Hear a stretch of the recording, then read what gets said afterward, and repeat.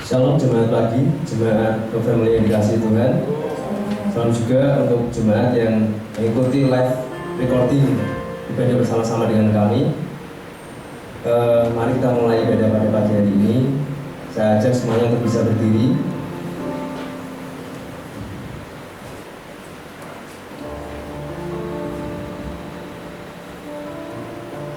Kita mau berdoa seperti yang Tuhan Yesus ajarkan kepada kita.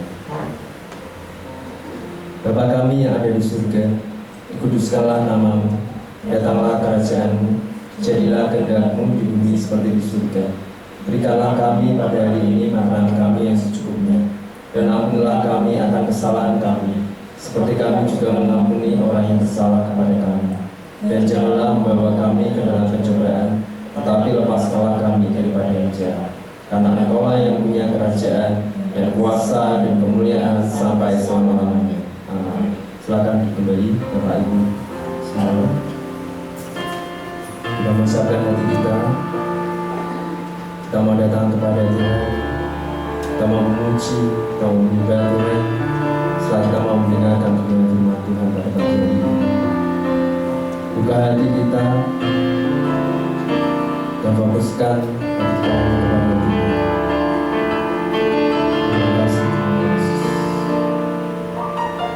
Yesus, Kau sungguh baik. Yesus, namamu indah. Yesus, ku cinta Kau selalu. Ku tinggikan, ku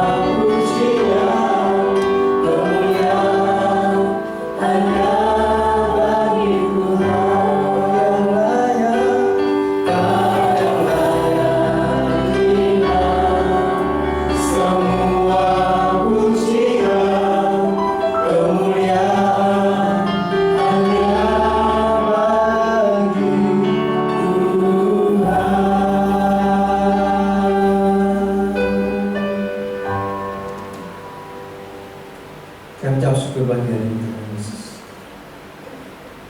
Terima kasih kami boleh bersama-sama datang beribadah kepada-Mu, yang boleh memuji nama-Mu, menyembah nama-Mu Tuhan. Serta kami boleh disirami Tuhan dengan firman-Mu Tuhan.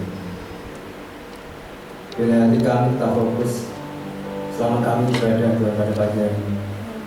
Tubuh jiwa dan roh kami serahkan ke dalam nama. Berkuasalah atas kami Tuhan pada pagi hari ini. Berkuasalah Tuhan atas setiap atmosfer yang ada di dalam gedung gereja ini Tuhan. Berkuasalah Tuhan atas setiap atmosfer dimanapun jemaat kami yang sedang mengikuti live recording streaming Tuhan, ibadah gereja kami Tuhan pada pagi hari ini Tuhan, baik di rumah, baik dimanapun mereka berada Tuhan Yesus. Kami ucap syukur Tuhan, kami menyerahkan ibadah kami Tuhan Yesus, dari awal sampai akhir nanti Tuhan, yang ke dalam tangan kuasa-Mu. Terima kasih Bapa, yang di dalam nama Tuhan Yesus Kristus kami berdoa dan ucap syukur. Haleluya. Amin. Selamat pagi Bapak Ibu Saudara semua. Salam. Kurang keras salam. Sekali lagi salam. Walaupun kita pakai face shield, jadi suara kita mau pakai dengan power ya. Oke, kita mau bersama-sama berdiri, kita mau memuji Tuhan, mencinta keluarga Tuhan. Kita mau saling mengasihi, kita mau saling memberkati satu di antara yang lain.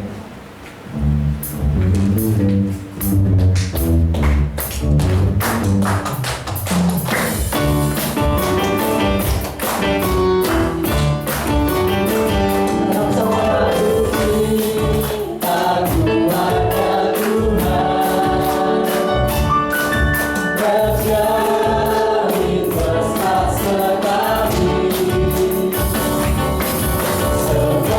saling mengasihi.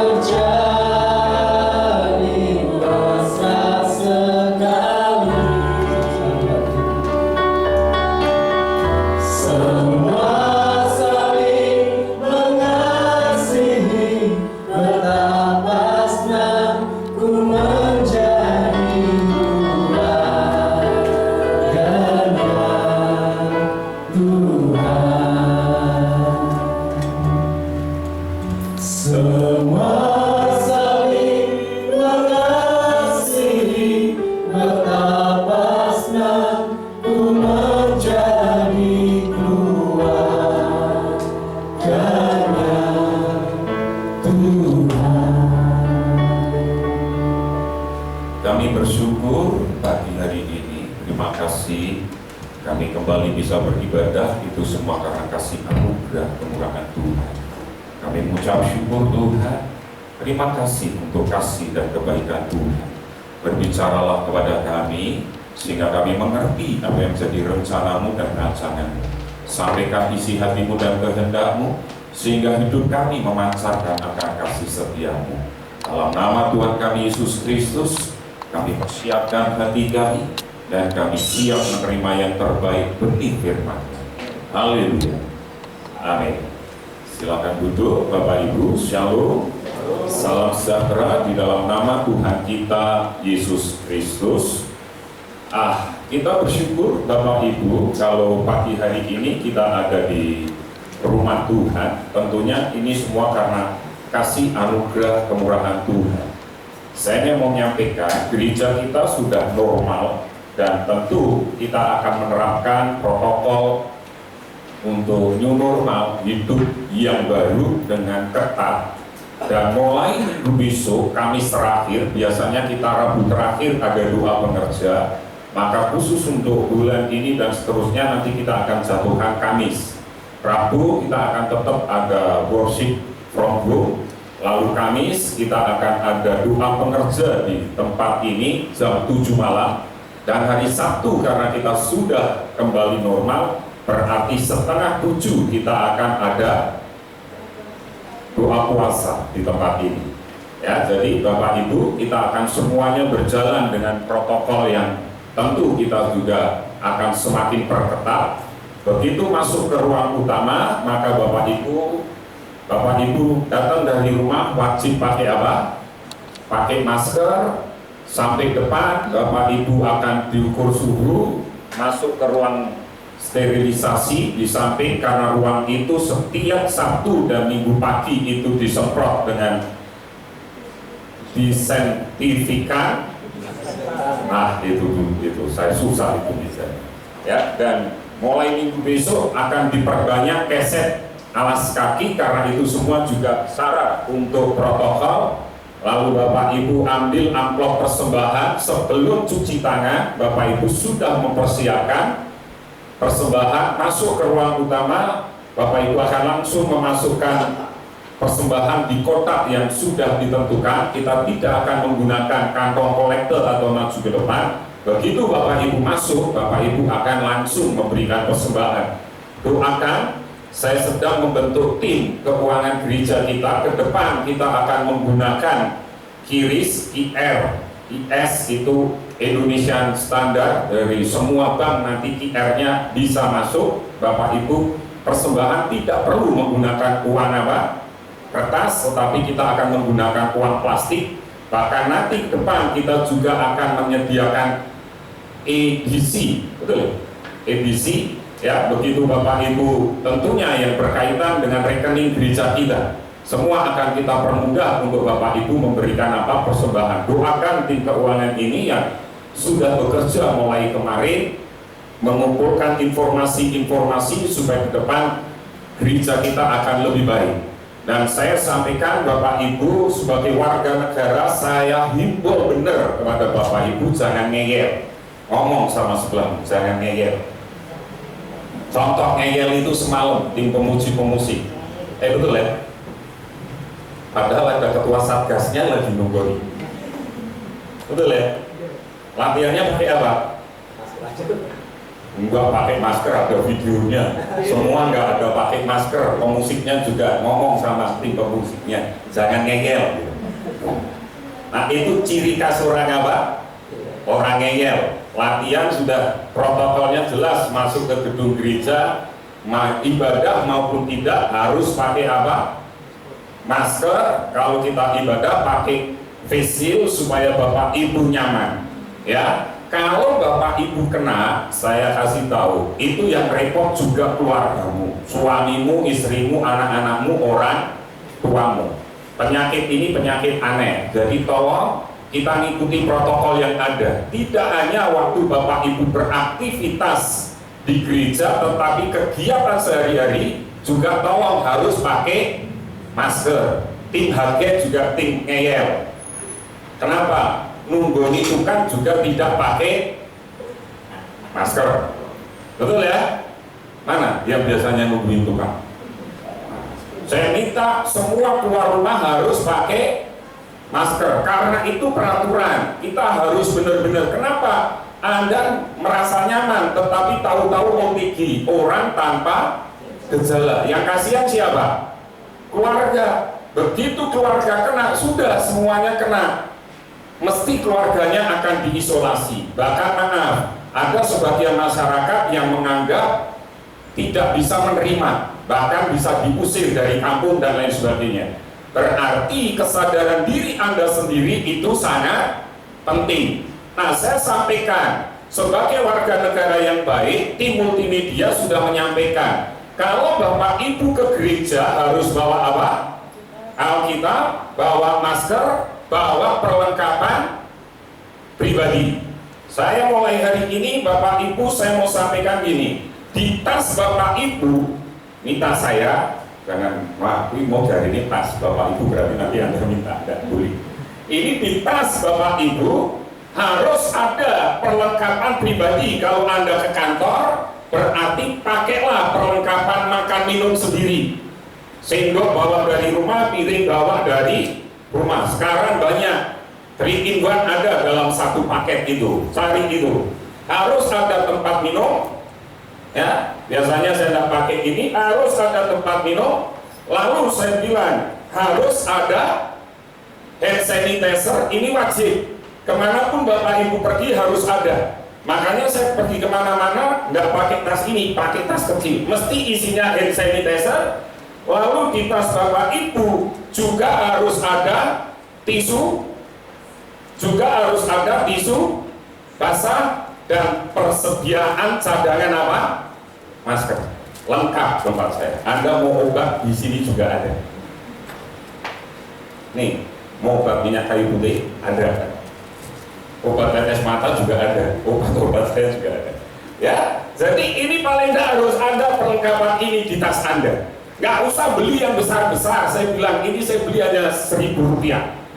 Ya, nggak usah beli tisu yang besar. Satu pak isi 6. Harganya juga Rp10.000. Hand sanitizer sekarang harganya juga sudah Rp10.000. Bisa dipakai untuk beberapa hari. Ya, tolong Bapak Ibu, kita sebagai warga negara, yuk kita ikuti peraturan yang sudah ditetapkan oleh pemerintah. Tolong Anda merasa sehat, tetapi kasihan orang-orang yang ada di sekitar Anda. Tadi saya sudah ngomong sama tim HG dan Satgas Gereja kita, paling tidak minggu pertama ruang Elia itu sudah harus bersih. Hanya akan diisi kursi khusus untuk apa? Khusus untuk anggota IR3 kita. Minggu pertama kita akan perjamuan suci. Anggota diakonia gereja kita yang kurang lebih jumlahnya 7 itu akan kita taruh di sana semua. Kenapa Bapak Ibu? Karena usia 60 tahun dan anak di bawah 12 tahun tidak boleh ibadah. Tetapi gereja kita akan memfasilitasi semua anggota lansia kita, termasuk nanti penatua-penatua, karena kita sudah data usianya 60-an tahun yang mau ikut ibadah harus ada di ruang Elia. Kedepannya seperti itu. Kenapa? Karena teman saya bilang, Pak, tempat kami akan memulai maksimal usia ibadah yang ikut ibadah usianya 49 tahun. Bapak Ibu bisa bayangkan, berarti saya ini masih boleh ikut sampai Desember. Nanti Januari sudah tidak boleh ikut karena 50 tahun gereja ini tidak mengizinkan. Begitu protokolnya. Jadi ini di awal saya bilang wajib pakai masker, wajib pakai face shield. Ya, gereja kita menerapkan protokol itu. Ingat Bapak Ibu, begitu Bapak Ibu kena, gereja kita juga akan kena. Begitu gereja kita kena, prosedurnya juga akan lebih susah. Gereja kita bisa dinonaktifkan. Saya sudah kirim ya protokolnya di grup gereja ya. Betul ya? Yang saya sampaikan semua berdasarkan protokol yang sudah ada, yang sudah disampaikan oleh pemerintah.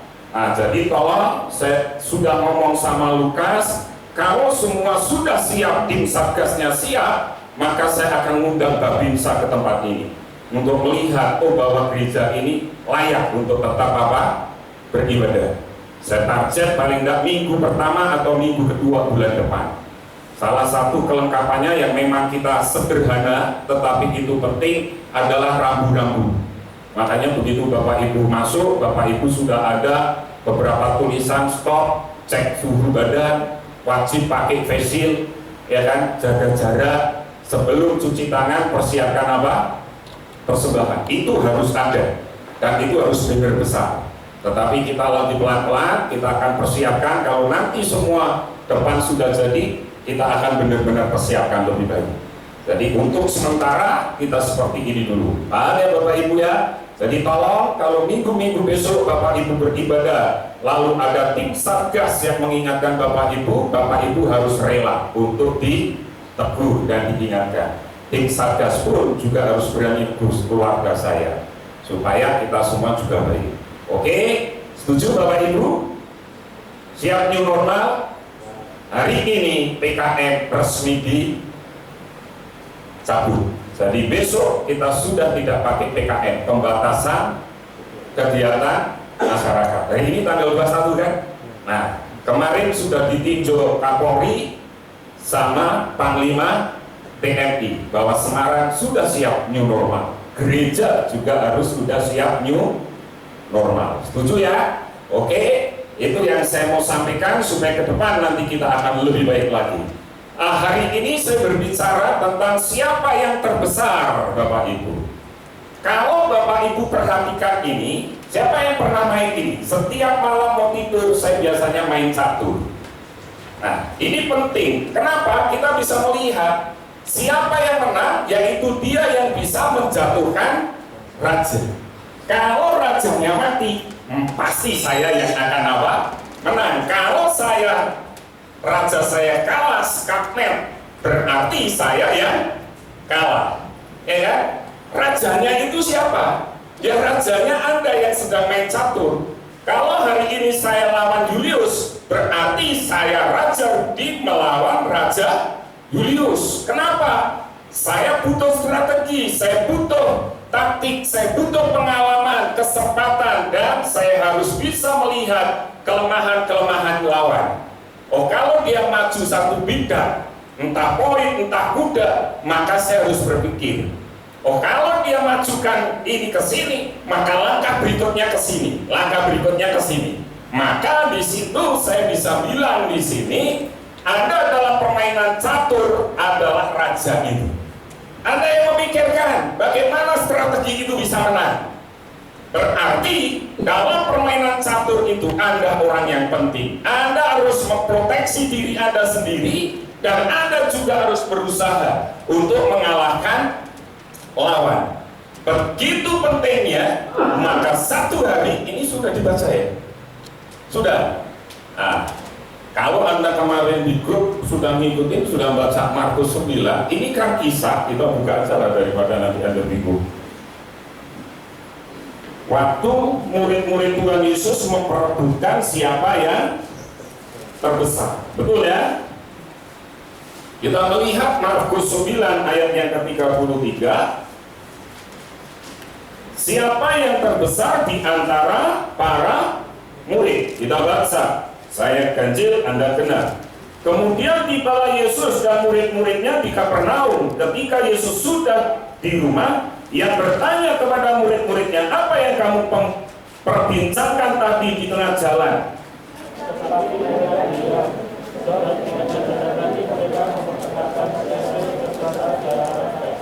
Lalu Yesus duduk dan memanggil ke-12 murid itu. Katanya kepada mereka, jika seseorang ingin menjadi yang terdahulu, hendaklah ia yang menjadi yang terakhir dari semuanya dan pelayan dari semuanya.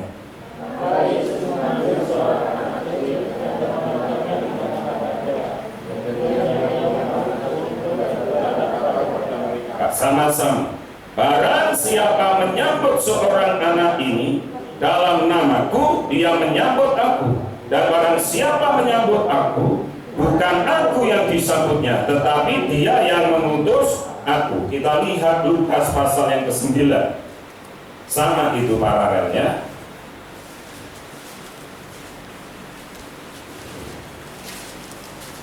Perhatikan Lukas pasal 9, kita baca kembali Bapak Ibu.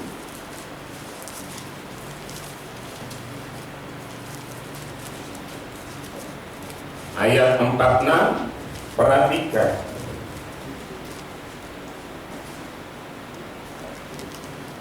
Buah 3. Maka timbullah pertengkaran di antara murid-murid Yesus tentang siapakah yang terbesar di antara mereka. Tetapi Yesus mengetahui pikiran mereka, karena itu ia mengambil seorang anak kecil dan menempatkannya di sampingnya dan berkata kepada mereka, barang siapa menyambut anak ini dalam namaku, ia menyambut aku, dan barang siapa menyambut aku, ia menyambut dia yang mengutus aku. Karena yang terkecil di antara kamu sekalian adalah dialah yang terbesar. Nah, dua perikop ini sama intinya. Jadi kalau kita bangun sebuah kerangka berpikir, latar belakang kisah ini adalah bagian terakhir sebelum Tuhan Yesus disalibkan, memasuki masa-masa penyaliban Tuhan Yesus. Murid-murid mereka bilang, nanti aku yang harus duduk di sebelah kanan Tuhan Yesus, aku yang harus memerintah. Saya mau bilang, kayak permainan catur tadi, melihat peluang, melihat kesempatan. Dan mereka memperdebatkan siapa yang terbesar. Yang terbesar biasanya yang bisa mengalahkan musuhnya, rajanya. Dan murid-murid memperdebatkan hal itu. Para murid mendiskusikan, berdebat siapa yang terbesar di antara mereka. Lalu kita juga melihat Yesus bertanya kepada mereka, apa yang kamu perbincangkan tadi? Kalau kita lihat di Markus tadi, betul kan? Apa yang kamu perbincangkan tadi? Apa yang kalian omongkan tadi? Saya tanya, kira-kira Tuhan Yesus ngerti nggak yang diomongkan mereka? Tahu? Tahu, ya kan? Dan kita ngerti. Mereka sedang memperbincangkan, mendiskusikan apa? Siapa yang terbesar dari antara mereka? Tetapi Tuhan Yesus justru apa? Mengambil seorang anak kecil. Dan Yesus berkata, siapa yang terbesar, dia harus merendahkan diri seperti anak kecil. Nah, dari sini kita ngerti sekarang mengapa mereka ingin menjadi yang terbesar dari antara para murid yang lain. Kenapa? Saya tanya, kalau Anda terjun di dunia politik, pasti kalau itu lingkupnya kota Semarang, pasti kita pengen jadi wali kota. Itu impian semua politikus, betul kan? Kalau skopnya nasional, pasti semuanya pengen jadi RI 1. Kalau Anda seorang bisnismen, Anda seorang pengusaha, pasti semuanya dari karyawan pengennya jadi HRD. Begitu HRD paling tinggi, kalau bisa saya pegang saham mayoritas, pasti kita pengen yang terbesar.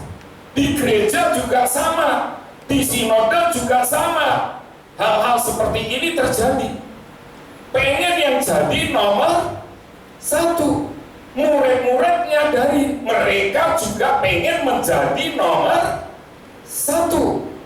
Nah, kalau kita menyadari ini, jujur saya mau bilang, tidak ada manusia yang tidak ingin menjadi yang apa?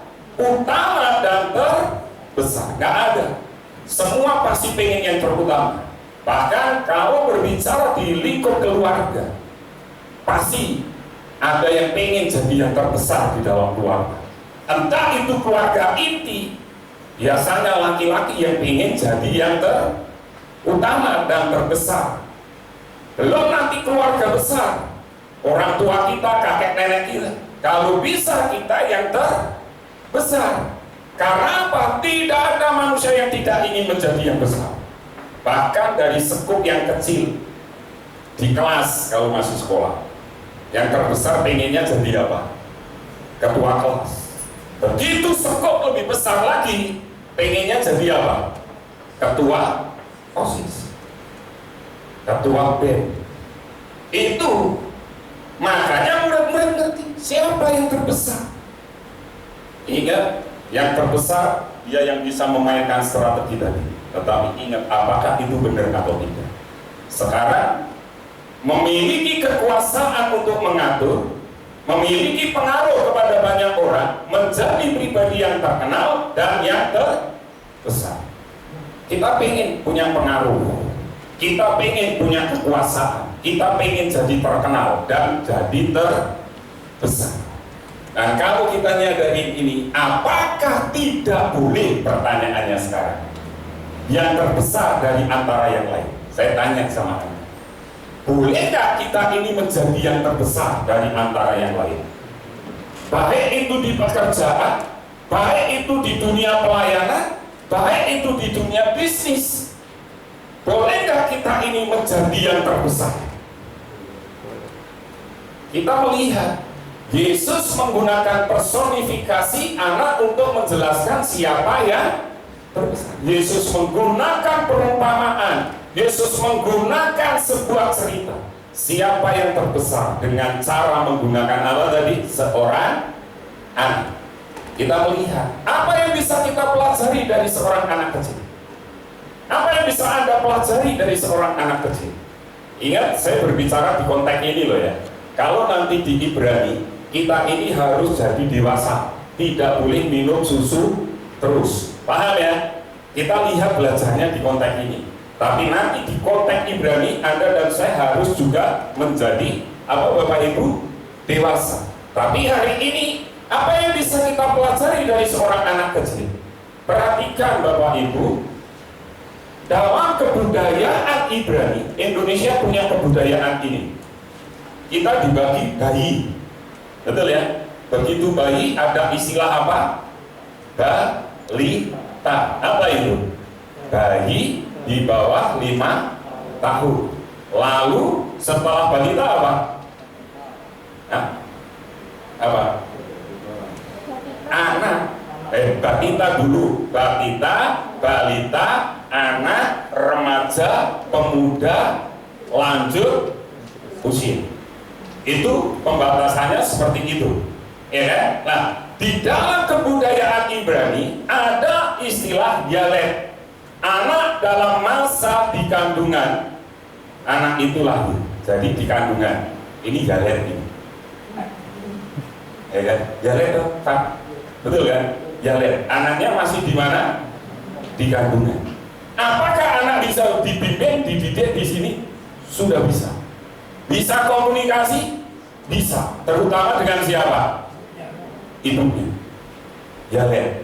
Ini kita lihat kebudayaan Ibrani. Jadi anak itu sudah disebut yalet. Oh apa? Yalet. Masih dalam kandungan, tapi dia sudah apa? Anak.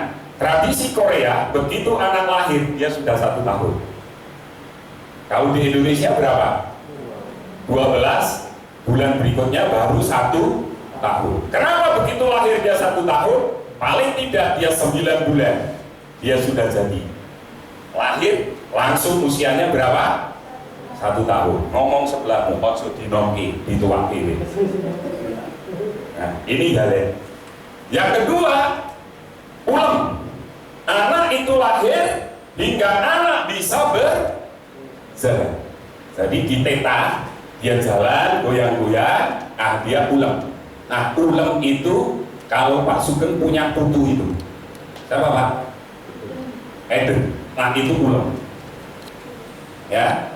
Lalu begitu ya lihat ulem, jadinya apa? Naar.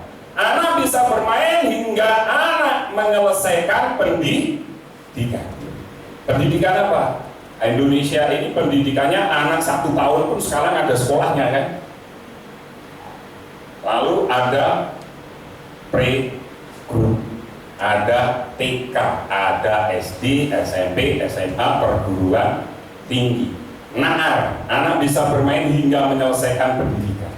Bahar, anak bertumbuh tumbuh dewasa hingga anak tersebut apa? Menikah. Kira-kira kalau Bahar ini di Indonesia usia berapa? 25, 27. Karena dia siap untuk apa? Menikah. Nah, ini urutannya. Jalek, kandungan, ulem, ya, anak bisa berjalan, naar. Ini proses dia belajar dari playgroup sampai apa tadi? Perguruan tinggi, Bahar, anak tumbuh dewasa dan siap untuk apa? Menikah. Itu budaya Ibrani. Budaya Yunani, kita melihat sebelum sekolah brepos. Anak itu sebelum sekolah dia disebut apa? Brepos. Lalu paidion, orang paidul ya. Paidion. Paidion itu apa? Anak yang sudah sekolah. Lalu yang terakhir adalah pais, berandak dewasa untuk bekerja. Digunakan juga untuk kata hamba, pais. Jadi ini urutannya kalau Yunani, sebelum sekolah, sekolah, bekerja. Ya, ngerti ya? Nah, kalau Anda bisa memahami ini, maka Anda ngerti nanti konteksnya ini. Tuhan berbicara, kenapa anak itu penting?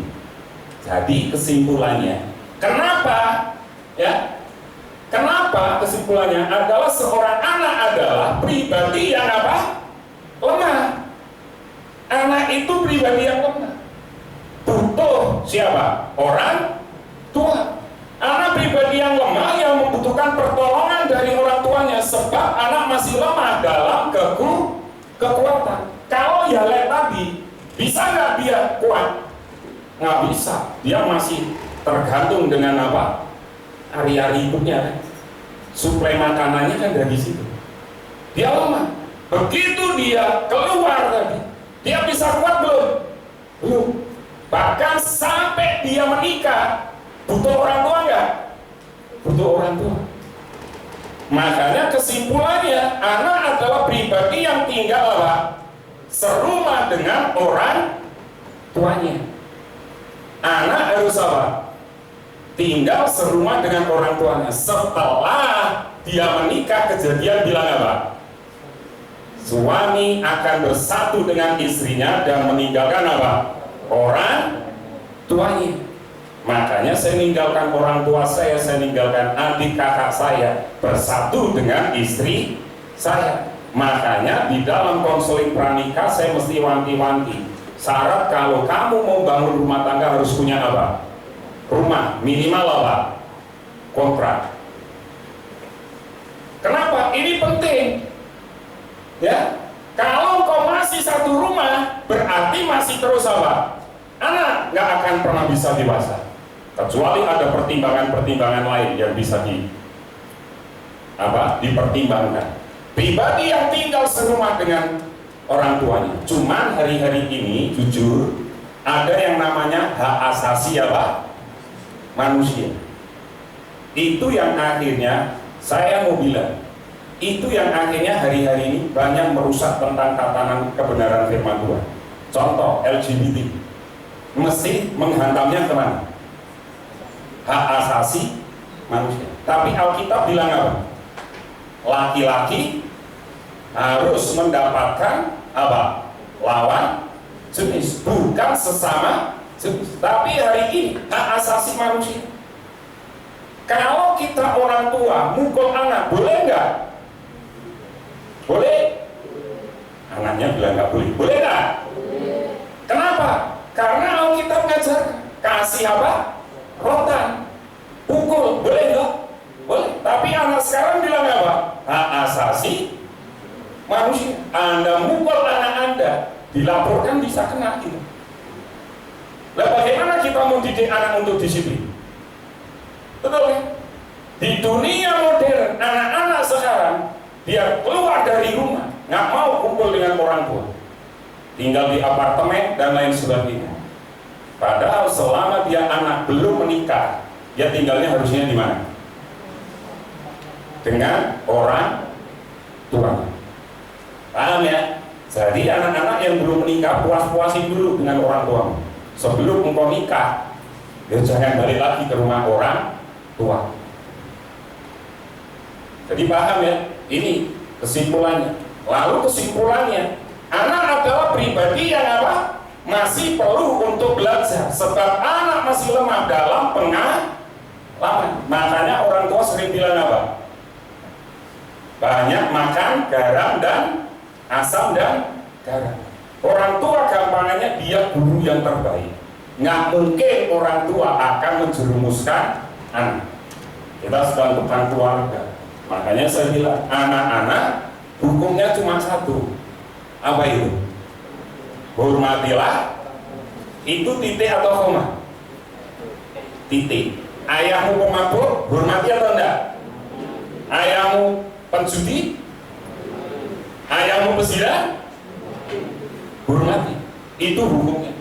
Kalau engkau ingin bahagia dan lanjut umur. Jadi kalau engkau ingin bahagia dan umurmu panjang, hormati orang tua. Kenapa? Karena kita lihat anak masih lemah dalam pengalaman. Orang tua sudah banyak pengalaman. Saya bilang contoh, ya kan? Kalau ketemu dengan bapaknya ngomong, nak, zombie bocahku. Pak, aku seneng kok, wis tresno mati. Jadi nggak ngerti, translate itu Pak. Aku tresno mati, aku cinta mati. Orang isu, mau ora kerja, orang isu. Mengko pokoknya aku urip go apa? Seneng, wis pokoknya aku seneng. Saya tanya, orang tua kadang lebih ngerti nggak? Tapi anak apa? Yang penting apa? Seneng. Begitu menikah, belum genap 5 tahun, bisa cerai nggak itu? Belum 1 tahun. Jangan percaya handam APT, ya kan? Sepiring berdua, tidurnya di mana? Tikar, dibodoh-bodohin Anda. Cinta itu nggak buta, cinta itu juga harus pakai apa? Logika. Kau punya anak, butuh susu nggak? Butuh pakaian nggak? Saya tanya dulu lah, dialetnya sudah dipersiapkan belum? Apa baik? Ini bin salabim mau butuh duit, ya pakai uang semuanya. Tapi kalau sudah cinta bilang apa? Goblok bilang apa? Bila cinta sudah melekat, ya tetap goblok, tetap bodoh. Ya tarik, mosok jadi coklat gak mungkin. Orang tua ngerti. Nah, kok mbok era srek kowe mbek kuwi, cawe coki kok ketok epe. Wis goblok, bocah apik, bocah ayu. Saya bilang, setahun nek kamu nggak punya modal, kamu nggak kirim dia ke tempat fitness, nggak kamu kirim ke tempat perawatan, cantik nggak kira-kira?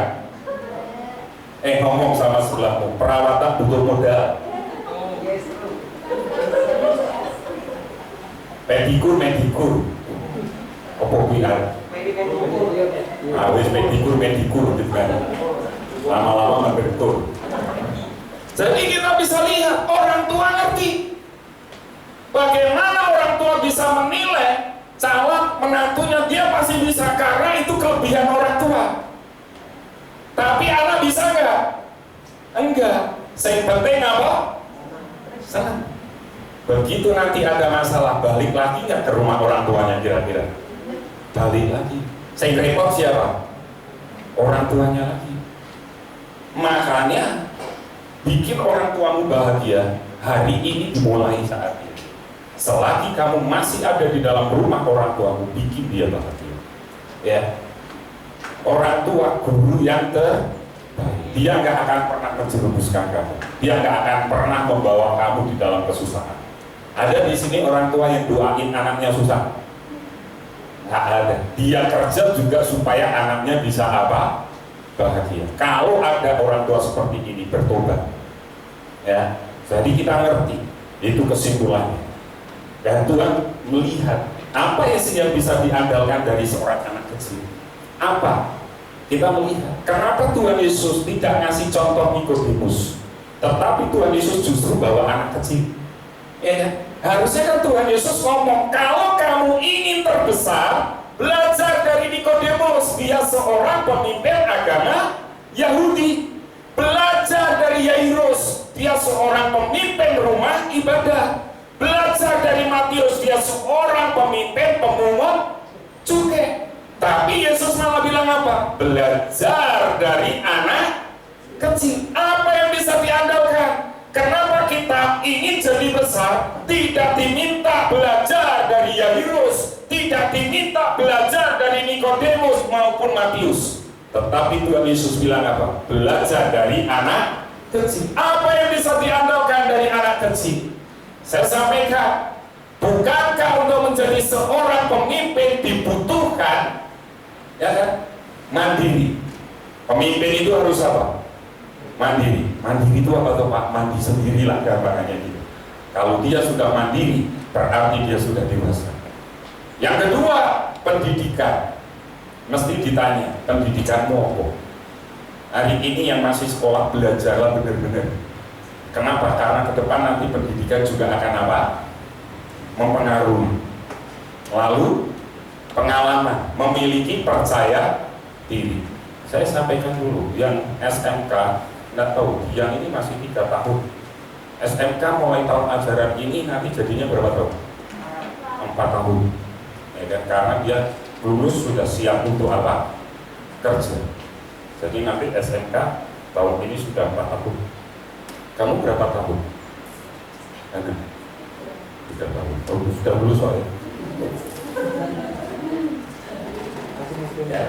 Jadi pendidikan, pengalaman, memiliki percaya diri. Makanya semuanya ini dibutuhkan.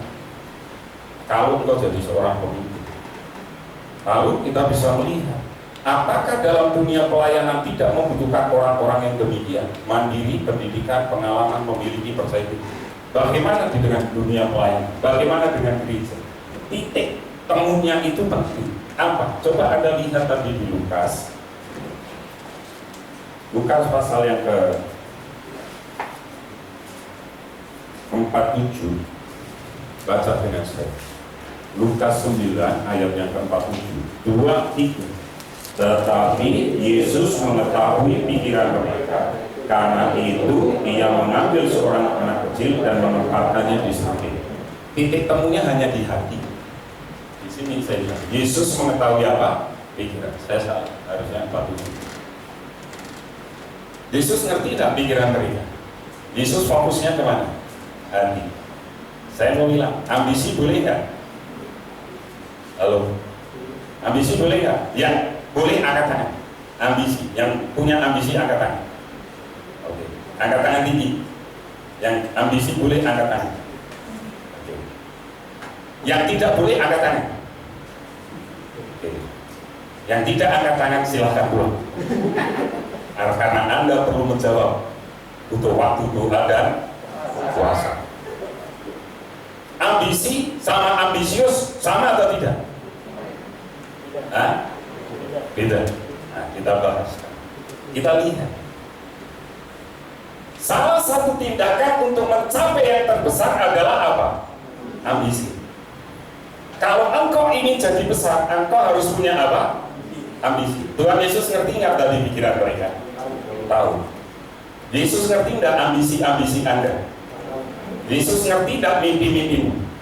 Ngerti, ya kan? Dan kita lihat, salah satu tindakan mencapai yang terbesar adalah apa? Ambisi. Perhatikan sekarang. Ambisi itulah yang membuat kita ingin mencapai yang terbesar. Kita punya ambisi. Contoh, saya punya ambisi gedung ini jadi milik kita. Betul kan? Makanya saya harus membuat ini mencapai yang apa? Ambisi itu membuat kita mencapai yang terbesar. Saya gunakan ambisi saya untuk memiliki gedung ini. Ngerti ya maksudnya ya? Anda punya ambisi toh? Punya. Tadi dari awal saya sudah bilang, semua orang pasti pengen jadi yang apa? Terbesar. Sekarang ambisi bukan terjawab ya. Ambisi apa? Bukan dosa, sebab ambisi adalah visi untuk mencapai sebuah tujuan. Ambisi kita, gereja ini adalah Anda semua jadi apa? Murid. Itu visinya. Dan ambisinya, Anda semua harus jadi murid. Itu tujuannya, visinya, untuk mencapai sebuah tujuan.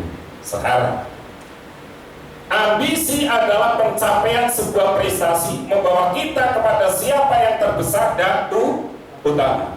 Ambisi adalah pencapaian prestasi Anda.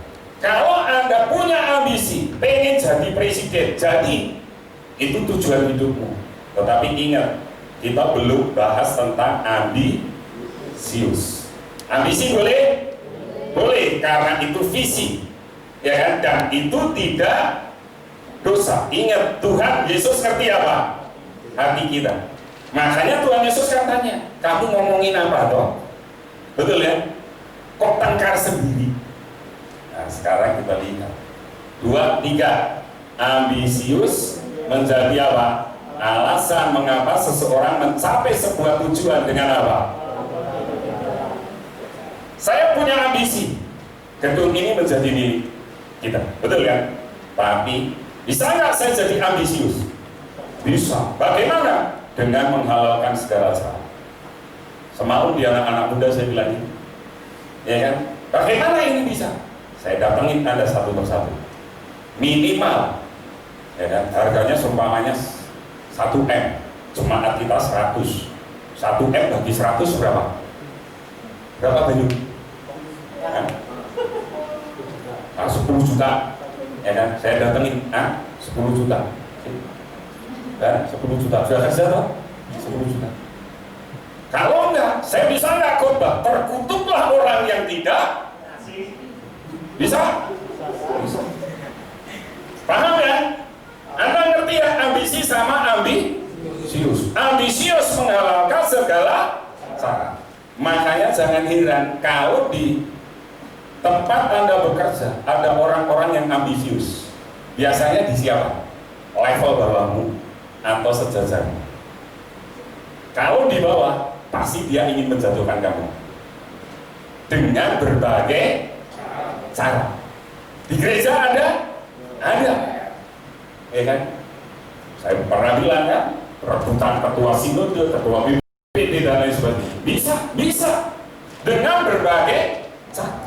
Cuman masalahnya kalau kita bukan anak Tuhan, cara paling gampang kemana? Ke dukun.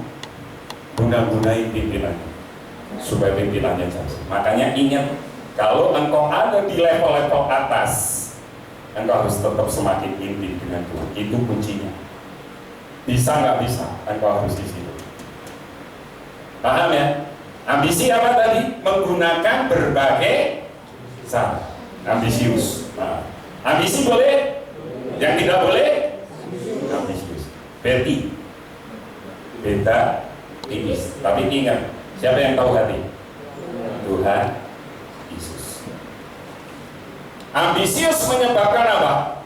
Perpecahan, iri hati, tak memandang manusia sebagai pribadi ciptaan Allah yang dia. Enggak. Bahkan dengan berbagai cara bisa membunuh kita, bisa menghancurkan kita. Enggak peduli. Yang penting aku jadi yang terbesar. Makanya Tuhan ngerti. Tuhan sudah dengar mereka ngomong tentang siapa yang terbesar. Tuhan ambil anak kecil. Kenapa? Anak kecil dia butuh pertolongan, dia butuh bimbingan, dia harus senantiasa ada di rumah bapaknya. Tapi ambisius, Tuhan ngerti, murid-muridnya sudah mulai ambisius. Makanya Tuhan bilang apa? Tahu pikiran mereka. Ingat, hati-hati, Tuhan ngerti pikiran Anda dan saya. Makanya di ayat yang ke ini 9, Lukas 9 ayat 46 tadi, maka timbullah apa? Pertengkaran. Lah kata pertengkaran bahasa Yunaninya dialogismos. Dialogismos itu perselisihan, kemarahan, debat, pertentangan yang disebabkan oleh hawa nafsu. Kira-kira murid itu ambisi atau ambisius? Apa? Ambisius. Karena di situ ada perselisihan. Betul ya? Di situ ada perselisihan, ada kemarahan dan pertengkaran. Makanya Tuhan Yesus ngerti, diambillah anak kecil tadi. Nah, kalau kita ngerti ambisius dilahirkan karena apa? adanya motivasi yang salah dalam pikiran dan hati Anda. Makanya bisa nggak ini? Contoh ini, Aan lah, saya ngerti. Aan pacaran sama Betty Lavia. Betty. Bisa ambisi, bisa ambisius nggak kira-kira? Bisa. Betul ya? Masuk keluarga, bisa ambisi, bisa apa? Ambisius. Ambisinya apa? Oh, pokoknya aku pengen dapat Betty karena dia yang memang Tuhan sediakan. Itu ambisi, itu bagus. Tapi ambisius, aku pengen Betty. Kenapa? Karena yang naksir Betty banyak. Ngerti maksudnya? Begitu dia sudah dapat, oh saya yang menang, cowok yang lainnya apa? Tinggi. Masuk dalam pernikahan jadi benar atau salah? Salah. Karena ambisius. Yang penting motivasinya. Maka Tuhan apa? Ngerti. Makanya di ayat 47, tetapi Yesus mengetahui pikiran mereka. Nah, kita lihat. Ini hamba Tuhan ini, Yeremia, dia pernah KKR di kota Semarang. Almarhum ini sampai akhirnya menghasilkan hamba-hamba Tuhan yang luar biasa. Salah satunya Pak Petrus Agung, Bu Elizabeth Philip juga ngikutin KKR-nya begitu. Pak Yeremia itu berkata seperti ini. Ini quote yang sangat terkenal dari beliau. Allah tidak peduli apa yang kita lakukan. Tuhan nggak peduli. Kamu mau bikin apa, Tuhan nggak peduli. Tetapi masalahnya Allah peduli. Mengapa kita melakukan pekerjaan itu? Engkau mau ngerjain apa, Allah nggak peduli.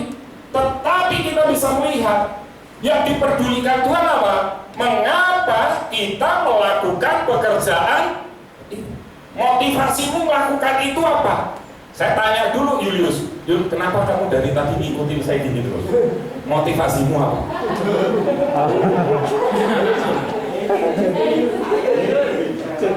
Ngerti ya maksudnya ya? Bisa semua orang, tapi alah Pak, aku dijadwal Eliska Pak, makanya dia bisa berdiri di situ. Betul. Tapi kalau dia melakukan dengan kerinduan untuk melayani Tuhan, lain nggak? Pasti dia akan bilang, aku mau memberi yang terbaik, bukan sekedar satu. Nah itu yang Tuhan peduli. Makanya beliau bilang Pak Yeremia, Allah peduli mengapa kita melakukan pekerjaan itu. Apakah engkau karena sebuah ambisi, sebuah motivasi, ya kan? Apa ambisius? Tuhan ngerti hatimu. Jadilah seperti anak kecil. Kenapa? Perhatikan, anak kecil itu tadi jalan tadi hidup untuk tidak bersandar pada ego kita. Jangan dengan ego kita, dengan pikiran kita. Ya. Sadari kita menjadi pribadi yang terbatas dalam kekuatan pengalaman, olehnya siap menerima didikan dari Tuhan untuk mencari kehendak Tuhan. Hidup untuk selalu berada di rumah. Anak kecil tadi di rumah enggak? Di rumah. Makanya siapa yang terbesar, dia senantiasa rindu untuk ada di rumah Tuhan. Saya bilang ini, Rick Warren dalam bukunya Purpose Driven Life, tujuan hidup, dia bilang ini, apa yang dilakukan terus-menerus selama 40 hari, 30 sampai 40 hari akan jadi apa? Kebiasaan. Kita stay at home berapa minggu? Berapa hari? 3 bulan, masuk ke 4 bulan. Itu sudah berapa hari? 90 hari. Sudah jadi kebiasaan enggak? Sudah. Lebih baik enak kebaktian di rumah atau streaming?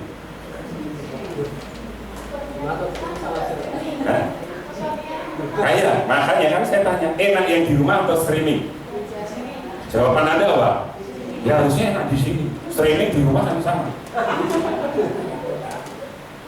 Benar kan? Makanya kan saya tanya, enak di rumah atau streaming? Ya di sini jawaban Anda. Streaming di rumah apa? Ya Anda di rumah baktiannya apa? Streaming kan? Berarti kita bisa melihat orang yang sudah terbiasa nggak kebaktian nanti akan kelihatan hari ini. Ingat, visi gereja kita apa? Penjaga kapan itu? Tahun ini. Sudah nanti ada nggak yang mulai berguguran? Sudah. Hanya dalam butuh waktu apa? 3 bulan, 90 hari.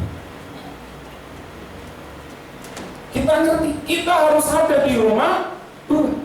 Makanya Daud itu bergetar hatinya pada waktu ada orang bilang, yuk kita datang ke rumah Tuhan. Tapi ada orang yang adalah mengko apa? Streaming.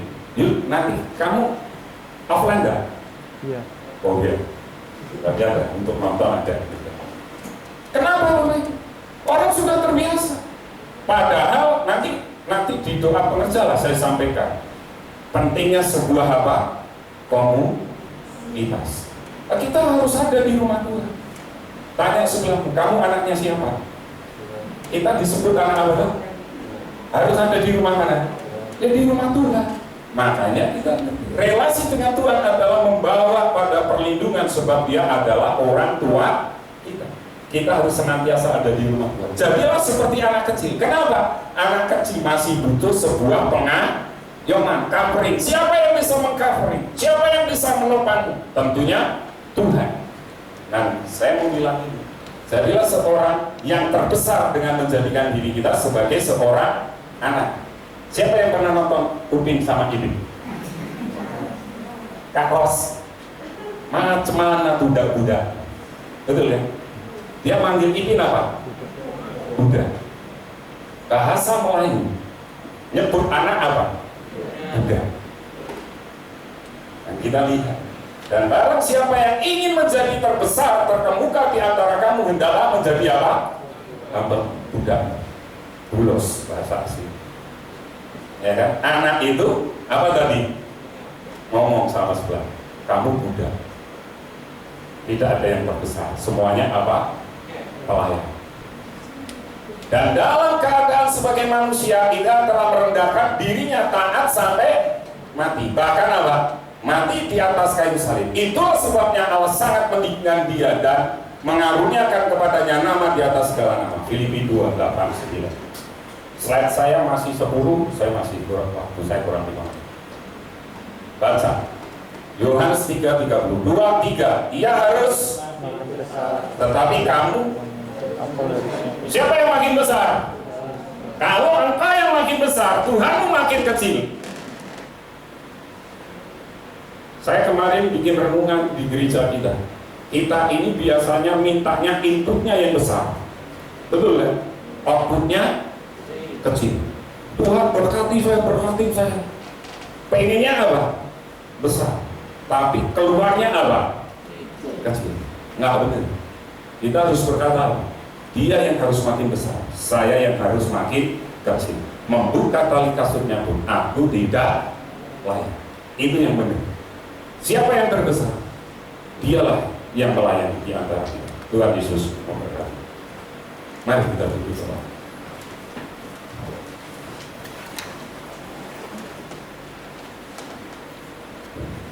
Mari kita naikkan pujian. Kemanakah kita menjauhi roh?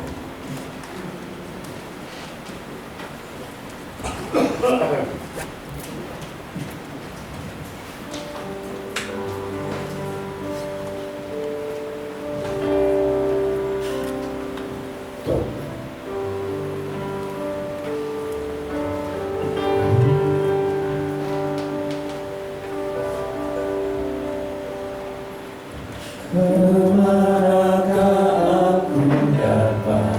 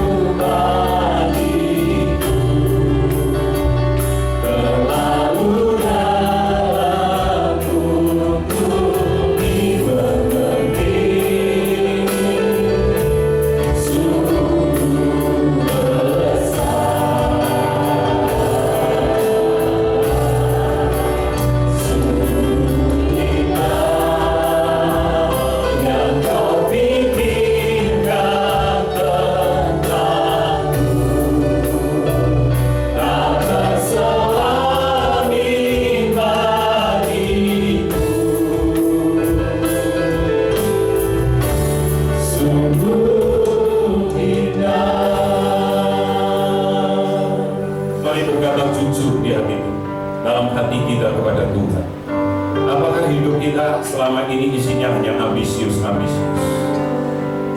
Tapi hari ini kita menyadari ambisi benar, karena itu adalah visi dan tujuan dalam hidup kita. Tetapi kalau itu ambisius dalam hidup, minta ampun kepada Tuhan, karena engkau bisa membuat pertengkaran, engkau bisa membuat perselisihan dan irian. Minta ampun kepada Tuhan pagi hari ini. Kita tahu Tuhan minta supaya kita menjadi seperti seorang anak, karena seorang anak adalah memiliki pribadi yang lemah, yang membutuhkan pertolongan dari orang tua. Bukankah Tuhan itu adalah orang tua kita? Berkatalah sepenuhnya kepada Tuhan. Minta kepada Tuhan hari ini, Tuhan curahkan pertolongan, karena aku membutuhkan. Kita juga tahu anak adalah pribadi yang tinggal serumah dengan orang tuanya. Bukankah kita senantiasa memiliki kerinduan untuk senantiasa ada di rumah Tuhan? Bangunlah keintiman dengan Tuhan, maka kau akan melihat ada kemenangan, ada sukacita dalam hidup. Seorang anak juga berbicara tentang sebuah pribadi yang masih perlu untuk belajar, sebab anak masih lemah dalam pengalaman hidupnya. Baik kita sebagai anak-anak Tuhan, maupun kita sebagai seorang anak yang ada di dalam sebuah rumah, di dalam keluarga, hargai, hormati orang tua kita, hargai dan hormati pengorbanan Tuhan kita. Itu yang Tuhan ingin. Jadilah seorang anak yang takut akan Tuhan.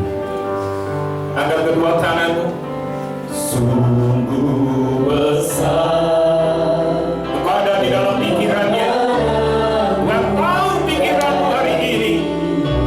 Akui itu di hadapan Tuhan. Mari melayani Tuhan dengan ketulusan hati, baik di dalam keluarga, pekerjaan, di rumah kita, di gereja kita.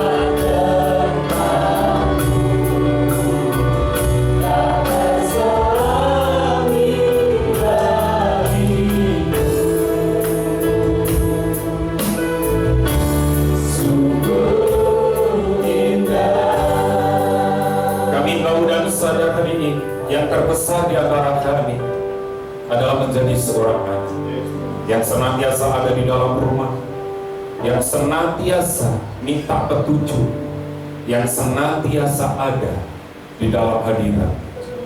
Kami anak yang akan senantiasa takut dan menghargai dan menghormati Tuhan.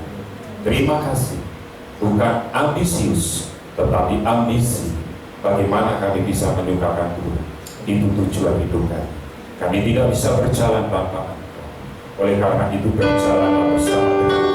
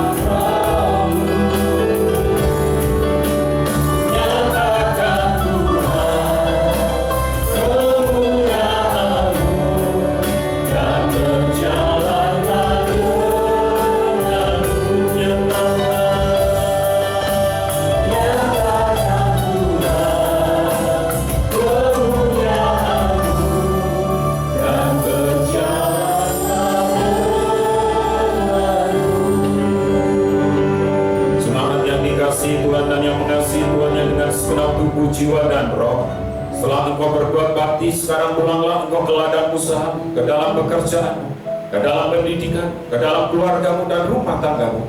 Angkat hatimu, pandanglah Tuhan dan nikmatilah berkat-berkat-Nya.